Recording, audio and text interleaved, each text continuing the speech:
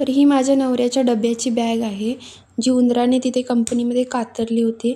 तर आता आपण ह्याला ठीक करणार आहोत.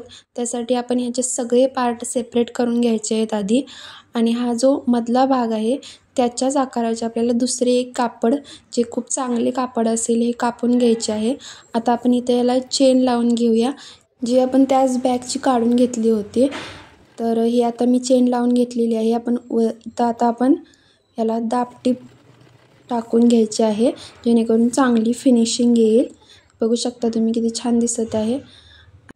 इथं आता आपण मार्किंग करून घेत आहोत.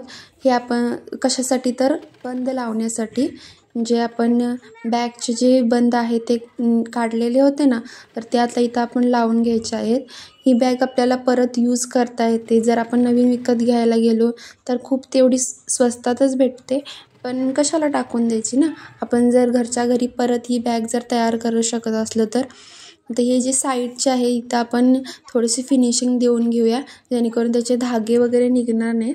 तर इथे ही बॅग ऑलमोस्ट तयार झालेली आहे. फक्त आपल्याला खालच्या साईडचा जो भाग आहे गोलवाला तो, आणि वरच्या साईडचा जो चेनचा भाग आहे ते फक्त दोन्ही जोडून घ्यायचे आहे. ते आपण लगेच जोडून घेऊया आणि ही बॅग लगेचच तयार होणार आहे.